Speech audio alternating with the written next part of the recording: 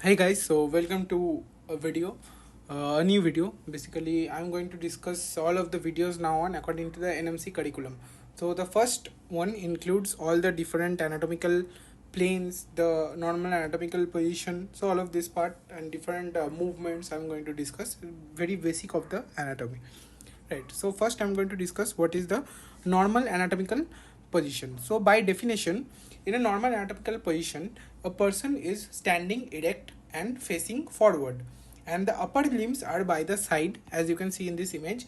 The palms of the hand are directed forward or anteriorly. Face kar the palms are facing anteriorly. The lower limbs are together. The soles of the feet are on the ground, and the toes, ये जो toes है, are facing anteriorly. The toes are facing anteriorly or forward, right? The sole is facing towards the ground. The toes are facing anteriorly or forward. Palms are anterior, hands by the sides, legs are together. A person is standing erect and facing forward. So this is the definition of anatomical position or normal anatomical position. Okay.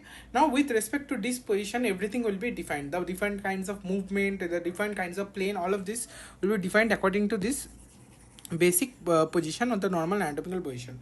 Now first coming to the median plane also known as the mid sagittal plane. So what this plane does is it is a vertical plane that passes through the center of the body and divides it into two equal right and left halves, right? The right and left halves are equally divided by the median plane. Now coming to the mid sagittal plane, so it is not shown in this image, but any other plane that is actually parallel to this median plane. This is parallel to the median plane, only showing half of it. So as you can see, both of these are parallel, right? Both of these planes will be parallel, and it will divide the body into a right or left half also, but those halves will be unequal. The median plane will divide them into equal halves, and the sagittal plane will divide them into unequal halves, right? Now this coronal plane is actually perpendicular to the median plane. This plane is actually perpendicular to the median plane. It is also a vertical plane, and it divides the body into anterior. As you can see, if this is the plane, suppose this is a side view of the plane, right? This is a coronal plane, this blue one is a coronal plane, and anterior, it will divide the body into anterior and posterior. Or anterior part is known as the ventral surface, ventral or dorsal surface, ventral and dorsal surface. Posterior part is known as the dorsal surface, anterior part is known as the ventral surface. So this coronal plane will divide the body into anterior and posterior surfaces. Now coming to a horizontal plane, and lastly the transverse plane. So in many places these terms will be used interchangeably, but they are actually not the same. So what is a horizontal plane? So it is at right angle to both the median and coronal plane, as you can see here in this diagram. So horizontal plane is also at right angle to the coronal plane as well as the median plane, and it divides the body into an upper half and lower half, right? Upper and lower half में ये body को divide कर देता है.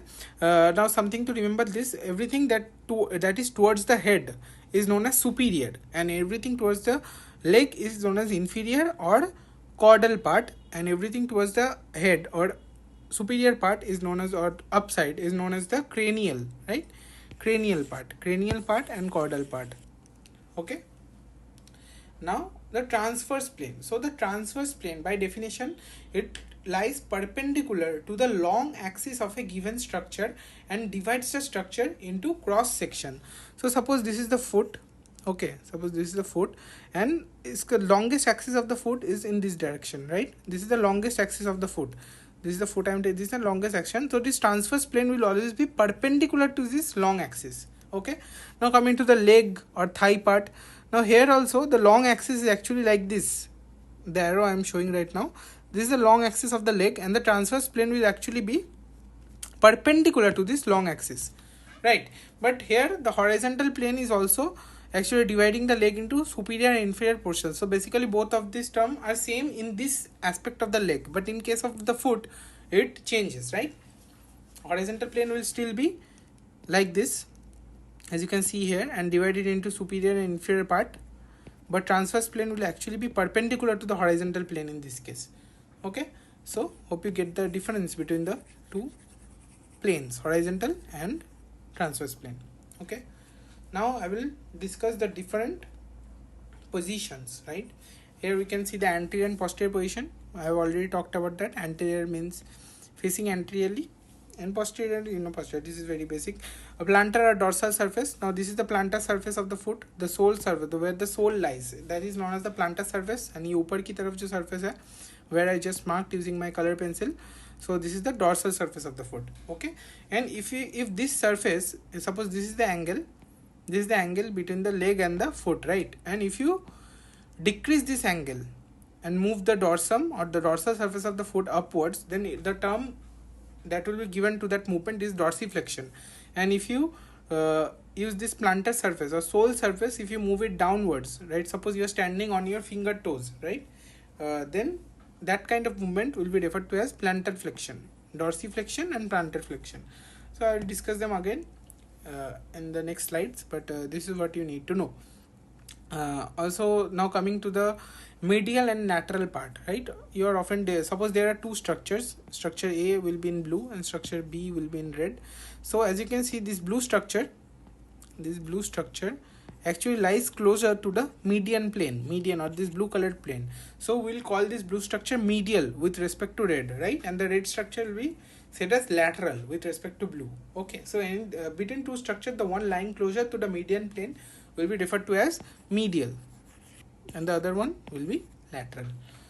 Okay, now superior inferior I have already discussed. Superior is cranial towards the head side, superior cranial or cephalic towards the head side, and lower end will be caudal. Proximal or distal, suppose this is the so this is the elbow joint is here. Now this shoulder joint will actually be proximal to the elbow joint, right? But the palm or wrist joint will actually be distal to the elbow joint. Okay, so these are terms that describe position relative to the core, root or attachment of a reference point. Okay, so in this case elbow is the reference point and this wrist joint is actually distal and the shoulder joint is actually proximal to the reference point. Superficial, deep, suppose this is a skin surface, anything very close to it, right, very close to it or above it will be superficial, and something very deep like the bones or muscles, they will be deep structures. Okay, superficial or deep is done. Internal, external, what do you mean by internal and external? Okay, so these are terms that are used to describe location relative to the center of a structure or space. Suppose this is the rib cage, here is the rib cage you have, right, this is the rib cage, you have this rib cage here, sternum, and the skin is actually external to the rib cage. ऊपर skin है, उसके अंदर ही तो rib cage है ना बाद में, तो skin will be external to the rib cage, but the heart and lungs are inside the rib cage. Okay, so we will call that as internal. Now coming to the ipsilateral and contralateral, इन दोनों शब्दों का मतलब क्या है? What do you mean by ipsilateral and contralateral? So basically, you see, this terminology will come in handy when we are going to discuss stroke. Suppose on this side of the brain there is some form of defect is there and paralysis has occurred on the opposite side of the body, opposite half of the body. Okay, so as we know that the right hemisphere controls the left side of the body and left hemisphere controls the right side of the body. So if a lesion is present on the right hemisphere and the paralysis has occurred on the left side, so this will be contralateral paralysis. Okay, contralateral, with respect to the lesion the paralysis has occurred to the opposite side में हुआ तो उसको हम contralateral बोलेंगे, और same side में हुआ, right side में अगर कुछ हुआ तो उसको हम ipsilateral बोलेंगे. ipsilateral, contralateral हो गया. supine, prone, supine मतलब अगर तुम your back is lying towards the solid surface or your face is facing upward, right, so उसको हम बोलेंगे supine, and prone is lying with face downwards. Afferent, efferent, suppose this is a structure and this is the reference point. Now the reference point, this dot is the reference point, something coming to it is the afferent and something going away from it is the efferent. Okay, ये जो structure है, with respect to this red or this red colored dot I have made, something coming towards it. Okay, if the direction of flow is towards this reference point, I will refer to it as afferent, and if it's away I will call it as efferent. Okay, now coming to the different movements. So here is first of is flexion and extension. So in flexion what happens is, this is the angle right? This is the shoulder joint actually. Suppose in this elbow joint, this is the angle, right? This is 180 degree was initially there. Now we flex the hand, so there is a decrease in the joint angle. Okay, the joint angle closes, right? The joint angle closes, so that will be referred to as flexion. And if the joint angle straightens or increases, right, or opens, then we will call it as extension. Now dorsiflexion, plantar flexion, I've already explained it. Now coming to circumduction. So this circumduction is actually very a complex type of movement, and it includes 4 components: flexion, extension, abduction and adduction. All 4 of these components, if combined together, will be known as circumduction, right? Now adduction, suppose this is the median plane, this is the median plane, something coming towards the median plane, right, towards the center or towards the median plane will be adduction, and if something is going away from the median plane, it will be known as abduction. Okay, movement away from the midline, abduction, adduction ho gaya. Now coming to another concept, that is lateral flexion. This is a very arbitrary term. What happens in lateral flexion is basically the trunk of the body, as you can see in this image, the trunk of the body is flexing downward, so that will be your lateral flexion.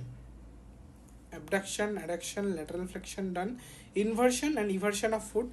As you can see, the sole of the foot is facing towards each other, okay, or medially, so this will be termed as inversion. And eversion, the soles will be facing outward in the lateral direction, okay, so that will be eversion.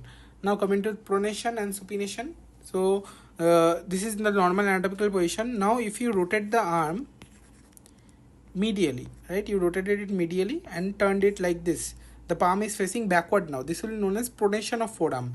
And if we do the reverse of this and again go back to this position, that will be known as supination, turning the forearm laterally from pronated position, so the palm of the hand comes to face anteriorly. That is the definition of supination, right? And pronation is turning the forearm medially such that the palm faces posteriorly. Okay, you can understand that easily from this diagram. So pronation, supination is done, and lastly there is protraction and retraction. So any body part, if it is moved forward, right, if with respect to the normal anatomical position, that will be protraction, and if it is moved backward with respect to the normal anatomical position, then it will be known as retraction. So these are all the points that I wanted to discuss about the normal anatomical position, the different planes dividing our body, and the different movements and positions of our body. Thank you for watching. If you like this video, do leave any form of reaction. If you didn't like it, do a thumbs down. If you liked it, do a thumbs up or heart, anything will do. And thank you for watching.